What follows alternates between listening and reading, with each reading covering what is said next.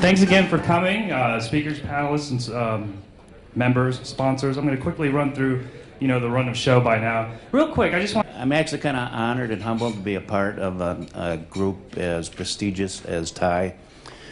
I work for Leah Murphy Insurance Group. I'm vice president of national sales. Hi, my name is Pari Krishnan, and I'm the founder and principal of Krishnan Company CPA. Are they just focusing on doing their business, or they've got other diverse business interests? Thank you very much for being here, and it's really wonderful to see a packed house as usual. And we're really enthused by the kind of response we've been getting to our events. And then we have transitions. What are some of the issues when you transition from being a corporate exec to an entrepreneur? And the other way around, from giving up the freedom of entrepreneurship and going to work in a corporation. So we look at that. As Madhu just mentioned, charter members are also mentors. So in addition to the 7 mentors the 7 new mentors that we just inducted, there are 62 mentors here at TiE-Atlanta who are all signed up to help new entrepreneurs and up-and-coming entrepreneurs with their business plans. And I don't work with census, but I have to carry the message. Unless you're counted, nothing happens. So let's get counted for, and let's tap into the stimulus plans, if you will. I'm honored and humbled to introduce to you Dr. Rajiv Grover. Dr. Grover is Dean of Fogelman College of Business and Economics, Sales and Marketing, Chair of Excellence, University of Memphis.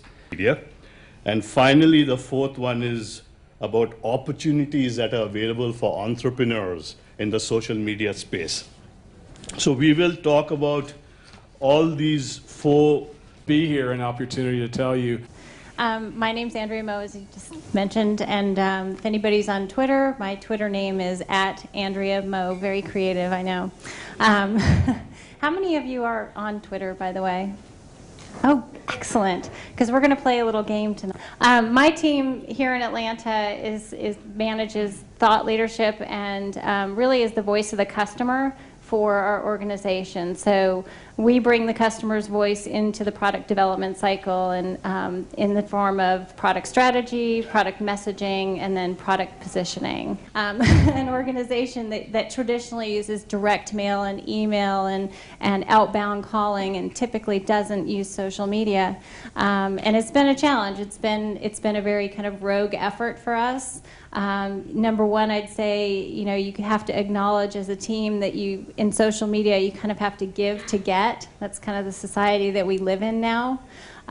Social media is not a spectator sport. So when you're kind of putting a team together, whether it's in your organization or you're starting it for your own entrepreneurial efforts, you want to bring people into social media that kind of wear that company shirt on the weekend, the folks that... Future Media is in itself an enviable startup at Georgia Tech, in that it was created 6 months ago when I joined Georgia Tech. It's a collaborative initiative that spans not only 19 different parts of Georgia Tech, but spans across the state of Georgia. And our measures of success ultimately will be how much economic growth and how much research growth we bring to the state of Georgia, and that which emanates out from the state of Georgia to the rest of the world. So I say we're an enviable startup because we span, as I said, 19 different parts of Georgia Tech. There are 37 living laboratories, and how new paradigms of how content is created, how it's distributed, and how it's consumed. And that does include infrastructure companies, it includes carriers, it includes companies that we don't even know of yet, and it includes many of the startups that you're hearing about today. So I should share with you what was the catalyst in forming this initiative, and frankly, why I was invited to join Georgia Tech. And the catalyst is really what we view as a perfect storm. And there are three elements to that perfect storm. First is the Great Recession that we're in. The second is a digital revolution that we're going through right now. And the third is, at Georgia Tech, in April of last year, we hired a new president that has undergone a 25-year strategic vision of what will the world look like in 25 years. And it's all on our website, so you can go look at it. We have 8 pillars. The one that I'll emphasize is the future of education. People are really excited about that fact. So if you're a Cisco, or you're an HP, or you're in any infrastructure company, Juniper, that's really exciting. But if you're AT&T, who gets 4 million downloads on your network on Super Bowl day, that's really scary. And so those are the kinds of things that Future Media is meant to do, is work with our partners, entrepreneurs, VCs, industry, to look at those sorts of issues. Welcome, Chris. Thank you very much. In fact, last night I was at Georgia Tech and met some students that said they were sleeping at my building. And so, studying all night, obviously, hopefully don't live there. But wanted to talk about a couple high-level themes. Future opportunities. I think Renewed hit on some of the major themes. I think ultimately there's going to be so much disruption. I think there's one of the areas I want to talk about is, why don't we have more digital media startups or future media startups here in Georgia? And really, if you look into this in this area of digital media, there are so many new opportunities emerging every day. And as we were talking about, these different trends, macro trends, open up all kinds of new disruptive ways to provide value and services. So I wanted to talk about that a little bit. Talk about what's happening with innovation. What is innovation?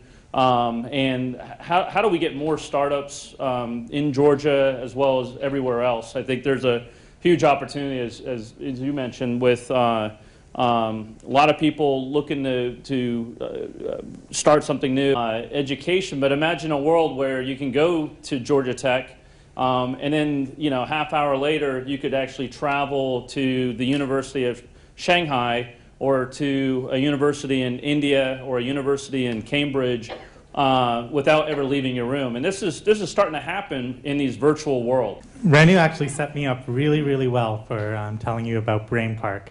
Think of us, I feel like 1995, my first company I started in 1995, it was called Caught on the Web. And it was just like this. You're explaining to a room something brand new, and you just want to jump up and grab CEOs by the collar and say, buy your domain name. It's going to get taken if you don't buy it soon. And they have no clue what you're talking about. And I feel like that's happening again. I feel like with what's happening with the social web, we're kind of experiencing that again, that all of us who are just getting used to email or just getting sick of email or just getting our first intranet up and going in our company have no idea what it means when a 22-year-old says to us they only check email once a week and they know everything that's going on and they don't use Gmail, right? They just use Facebook. And you're like, what? Because I sent an email last week and they're like, oh, I'll check it on maybe Friday. Is a gigabit connection to like 500,000 homes, and really start to say, hey, why aren't we being more competitive in the U.S. providing gigabit traffic, not this 10 megs to the house, but gigs? The dialogue. That because broadband has gotten bigger, you have the ability for it to be a lot more two-way. An interesting statistic that came out, I think, a couple of months ago was the average teenager now spends 26 minutes a day on Facebook, just on Facebook. Same teenager spends an average of 27 minutes a day watching television. So what we're starting to see is that a generation they're spending the same amount of time doing something completely passive, completely one way, sitting in front of the TV. You're not talking back. You can talk back to the TV, but it's not going to talk back to you.